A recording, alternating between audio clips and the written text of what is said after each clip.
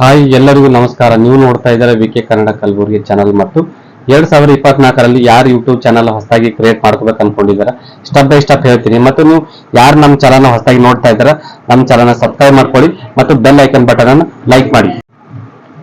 ಈ 2024ರಲ್ಲಿ YouTube channel ಅನ್ನು ಯಾವ ರೀತಿ ಮಾಡಬೇಕು, ಆ ತರ ಯಾವ ರೀತಿ ಆಕ್ಟಿವೇಟ್ ಮಾಡ್ಕೋಬೇಕು ಅನ್ನೋದು ಬಹಳ ಈಸಿ ಆಗಿದೆ. ಅದನ್ನು ಯಾರು ಬೇಕಾದ್ರೂ ಮಾಡ್ಬೋದು.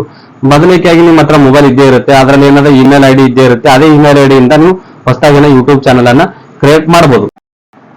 ನೀವು ಯೂಟ್ಯೂಬ್ ಚಾನಲ್ ಕ್ರಿಯೇಟ್ ಮಾಡ್ಬೇಕಂತಂದ್ರೆ ಅಷ್ಟೇನು ದೊಡ್ಡ ವಿಷಯ ಅಲ್ಲ, ಅದು ಈಸಿಯಾಗಿ ಕ್ರಿಯೇಟ್ ಮಾಡ್ಕೋಬೇಕು. ಅದು ಯಾವ ರೀತಿ ಅಂತಂದ್ರೆ ನೀವು ಮತ್ತೆ ಇಮೇಲ್ ಐಡಿ ಮಾಡ್ಕೋಬೇಕು. ಮತ್ತೆ ಇಮೇಲ್ ಐಡಿ ಮಾಡ್ಕೊಂಡು ಆಲ್ರೆಡಿ ನಿಮ್ಮ ಹತ್ರ ಇಮೇಲ್ ಐಡಿ ಇರುತ್ತೆ, ಎಲ್ಲ ಗೊತ್ತಾ. ಒಂದು ಹೊಸದಾಗಿ ಮೊಬೈಲ್ ತಗೊಂಡ್ರೆ ನಿಮ್ಮ ಹತ್ರ ಇಮೇಲ್ ಐಡಿ ಇದ್ದೇ ಇರುತ್ತೆ.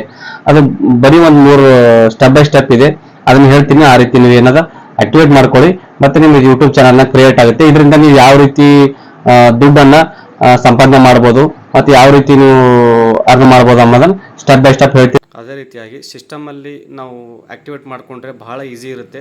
ಮೊಬೈಲಲ್ಲಿ ಆದರೆ ಹುಡುಕಾಡಬೇಕಾಗುತ್ತೆ, ಅದು ಯಾವ ಕಡೆ ಬರುತ್ತೆ, ಸೆಟ್ಟಿಂಗ್ಸು ಒಂದೊಂದು ಆಪ್ಷನ್ ಸಿಗೋಲ್ಲ. ಅದೇ ರೀತಿಯಾಗಿ ಸಿಸ್ಟಮಲ್ಲಿ ಮಾಡಿಕೊಂಡ್ರೆ ಬಹಳ ಈಸಿ. ನೋಡೋಣ.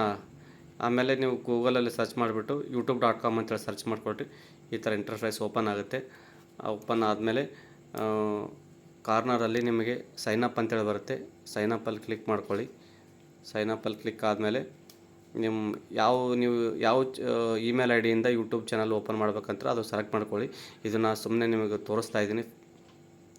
ಆಮೇಲೆ ಪಾಸ್ವರ್ಡ್ ಹಾಕ್ಕೊಳ್ಳಿ. ಪಾಸ್ವರ್ಡ್ ಹಾಕ್ಕೊಂಡ ತಕ್ಷಣ ಈ ರೀತಿ ಇಂಟರ್ಫೇಸ್ ಓಪನ್ ಆಗುತ್ತೆ.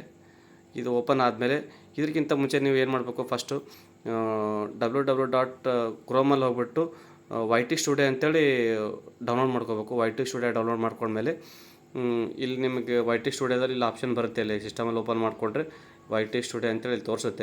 ಇಲ್ಲಿ ಮೇಲ್ಗಡೆ ಕೆಳಗಡೆ ತೋರಿಸುತ್ತೆ ಬರುತ್ತೆ ನೋಡಿ. ಇವಾಗ ಕೆಳಗಡೆ ತೋರಿಸ್ತೀನಿ ನಿಮಗೆ.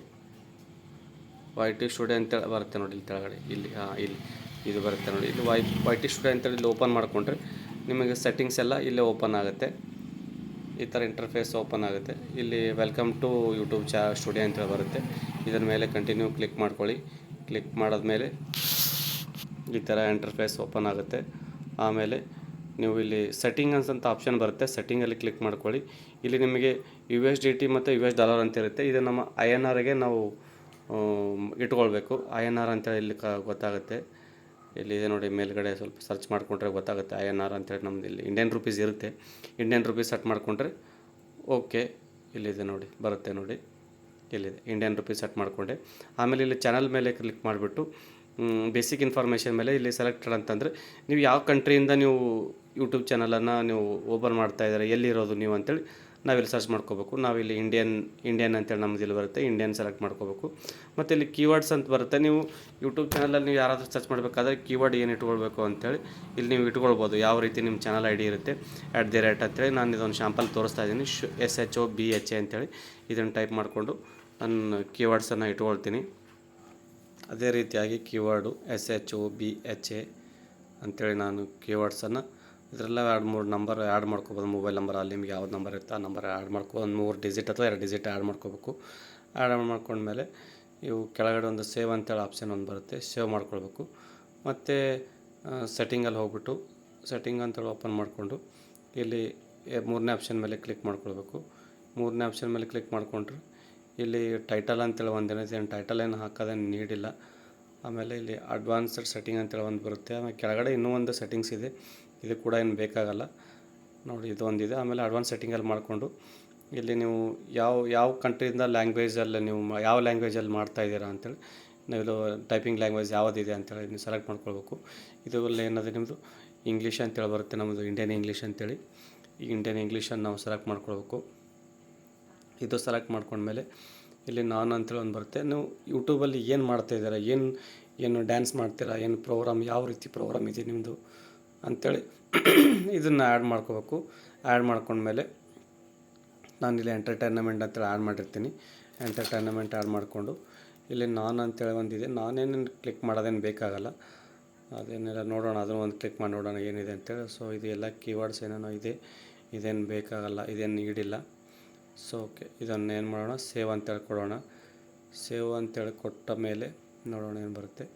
ಓಕೆ, ಸೇವ್ ಆದಮೇಲೆ ಇಲ್ಲಿ ಇನ್ನೊಂದು ಚಾನಲ್ ಅಂತ ಬೇರೆ ಇದೆ ನೋಡಿ, ಚಾನಲ್ ಮೇಲೆ ಕ್ಲಿಕ್ ಮಾಡಿಕೊಂಡು ಇಲ್ಲಿ ಬೇಸಿಕಲ್ಲೆಲ್ಲ ಕ್ಲಿಕ್ ಮಾಡಿದ್ದೀವಿ. ಆಮೇಲೆ ಅಡ್ವಾನ್ಸ್ಡ್ ಸೆಟ್ಟಿಂಗ್ ಅಂತ ಹೇಳಿದೆ. ಅಡ್ವಾನ್ಸ್ಡ್ ಸೆಟ್ಟಿಂಗಲ್ಲಿ ಈ ಒಂದು ಎರಡನೇ ಆಪ್ಷನ್ ಬರುತ್ತೆ ನೋಡಿ. ಈ ಎರಡನೇ ಆಪ್ಷನ್ ಮೇಲೆ 1 2 3 ಒಂದು ಮೂರನೇದಲ್ಲಿ ಕ್ಲಿಕ್ ಆಗಿದೆ ನೋಡಿ, ಅದು ಎರಡನೇದಲ್ಲಿ ಕ್ಲಿಕ್ ಮಾಡ್ಕೊಳ್ಬೇಕು ನಾವು.